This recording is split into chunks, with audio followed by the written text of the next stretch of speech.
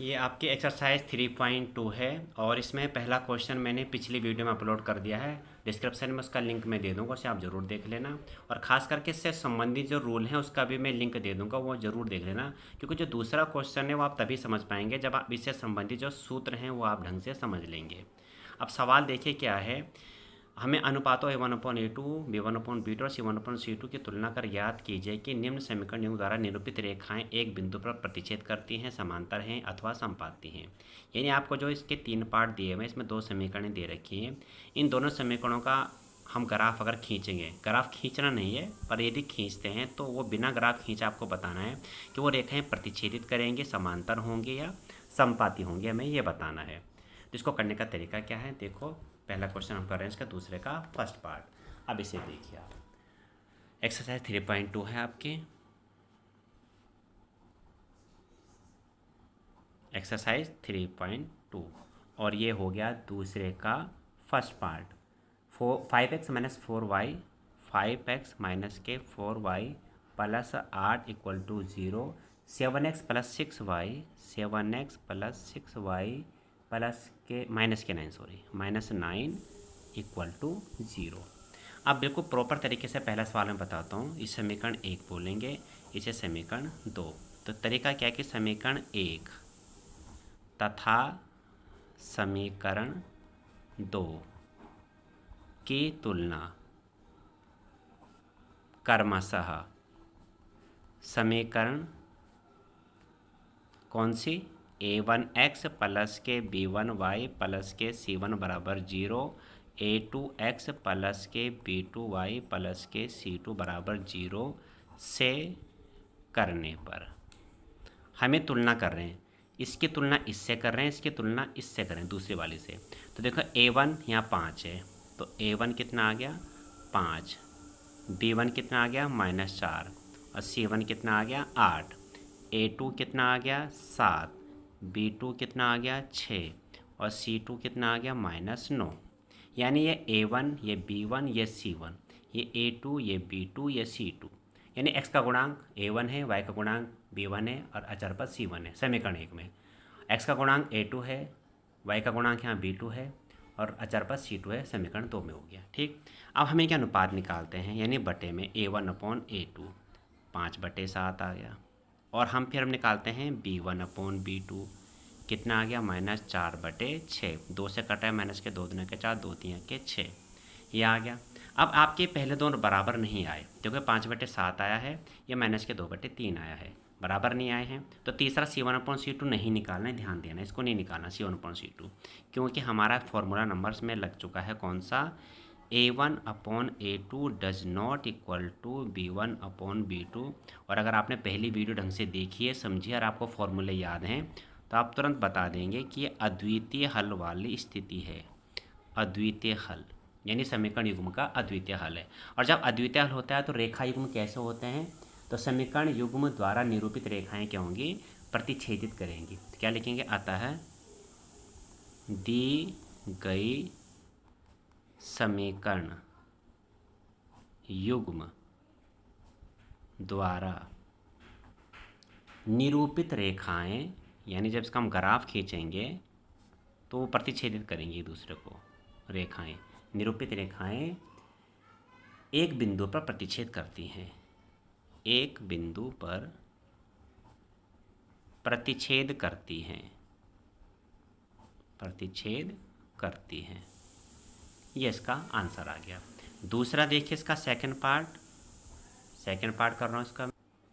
ये second part है इसका, ये मैंने उतार दिया बुक से देख करके, और यहाँ में हम डायरेक्ट कर रहा हूँ। यहाँ A1 कितना है 9, B1 कितना है 3, C1 कितना है 12, A2 कितना है 18, B2 कितना है 6 और C2 कितना है 24। समझ रहे होंगे, ये A1 है, ये B1 है, ये C1 है, ये A2 है, ये B2 है, ये C2 है। ठीक।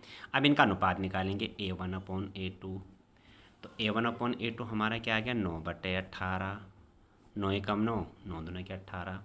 अब B1/B2, तो ये कितना आया हमारा 3/6, यानी 3 कम 3, 3 दूनी के 6, 1/2। देखो ये भी 1/2 आया, क्या A1/A2 भी 1/2, B1/B2 भी 1/2।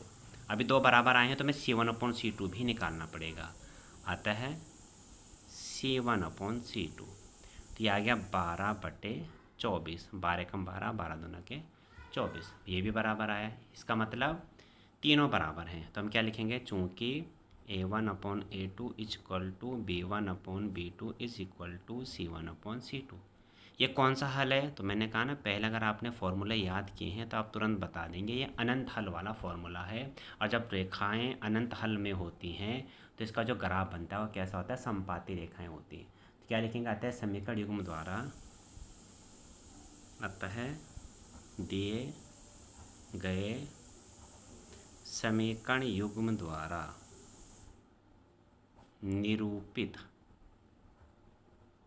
रेखाएं कैसी होंगी, समपाती होंगी या समपाती हैं।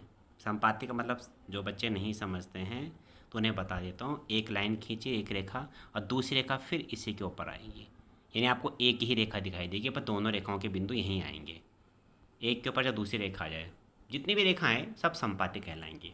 ठीक, अब इसका थर्ड पार्ट देख लो, ये इसका थर्ड पार्ट है। अब यहाँ पे A1 क्या है, 6, B1 क्या है, -3, तथा C1 क्या है, 10 है। A1 ये है, B1 ये है, C1 ये। बहुत से बच्चों को अगर B1 कहा जाए तो बच्चे बोलते हैं 3, माइनस का चिन्ह ध्यान नहीं देते हैं, इसका आपको ध्यान रखना है। ठीक, इसके बाद A2 क्या है, 2 है। B2 क्या है, देखो B2 -1 है यहाँ पे, और C2 क्या है, 9 है। बिल्कुल वही काम करना है, A1/A2, यानी इनके अनुपात निकालने हैं। 6/2, 2 3 6, 2 एकम 2, 3/1 लिख सकते हैं आप, वैसे 3 हो गया ये। B1/B2, तो ये कितना हो गया, -3/-1, माइनस अब माइनस कर दिया, 3/1। दो बराबर आए हैं, यानी मैं तीसरा भी निकालना पड़ेगा। तीसरा मतलब C1/C2, 10/9। अब दो तो बराबर आए, यानी A1/A2 भी 3/1, B1/B2 भी 3/1, 3 भी कह सकते हैं। C1/C2 से अलग आया है, तो हमारा क्या संबंध प्राप्त हुआ, A1/A2 equal to B1/B2 does not equal to C1/C2। और ये जो आपका सूत्र है कोई हल नहीं है, इसका फॉर्मूला ये कोई हल नहीं है। तो कोई हल नहीं में कैसा बनता है, अगर आप समांतर रेखाएं होती हैं। अतः है दिए गए समीकरण युग्म क्या करेंगे, युग्म द्वारा निरूपित रेखाएं क्या होंगी, समांतर होंगी। तो ये मैंने आपको तीनों पार्ट बता दिए। ठीक है, मैं फिर एक बार रिवाइज करा देता हूँ आपको। देखो, जब अद्वितीय हल होता है तो जो रेखाएं होती हैं उनका जो ग्राफ बनेगा वो दोनों एक बिंदु पर प्रतिच्छेद करेंगी, यानी उसका ग्राफ इस तरह से कहीं ना कहीं काटेंगी वो इस तरीके से। जब अनंत हल होता है तो अनंत हल में रेखाएं समपाती होती हैं, एक रेखा उसके ऊपर दूसरी रेखा आएगी। और तीसरा आपका है, अगर कोई हल नहीं होता है तो उसका जो ग्राफ होता है वो समांतर रेखाएं, यानी ये रेखा आएंगी, कैसी में आएंगे, बस दोनों समांतर आएंगे इस तरीके से। ठीक, और एक तीसरी चीज़ और बता दूं, जब अद्वितीय हल होता है तो दिए गए जो समीकरण युग्म हैं वो संगत होते हैं, समीकरण युग्म संगत होते हैं। सवाल में पूछा नहीं है पर मैं बता रहा हूँ, कभी कभी ये भी पूछा जाता है, संगत होते हैं। ठीक, और जब अनंत हल होता है तब भी जो समीकरण युग्म होते हैं वो संगत होते हैं, इस स्थिति में भी संगत होते हैं। और जब कोई हल नहीं होता, जब कोई हल नहीं होता तो जो समीकरण युग्म है वो असंगत होते हैं, असंगत। तो इसके 3 निष्कर्ष निकलते हैं, मैं फिर समझा रहा हूँ। कैसा हल है, तो कैसा हल में 3 आंसर हो सकते हैं, या तो अद्वितीय हल हो सकता है, या अनंत हल हो सकता है, या कोई हल नहीं हो सकता। ग्राफी निरूपण कैसा होगा, तो इसके भी 3 आंसर हो सकते हैं, या तो रेखाएं प्रतिच्छेद करेंगी, या रेखाएं समांतर होंगी, समपाती होंगी, या रेखाएं समांतर होंगी। और रेखा युग्म कैसे होंगे, तो अद्वितीय हल में भी रेखा युग्म संगत होते हैं, अनंत हल में भी रेखा युग्म संगत होते हैं, और कोई हल नहीं में रेखा युग्म क्या होते हैं, असंगत होते हैं। तो उसको ढंग से समझ लेना, ये यूके बोर्ड में 1 नंबर में, कभी 2 नंबर में, 3 नंबर में क्वेश्चन जरूर आते हैं।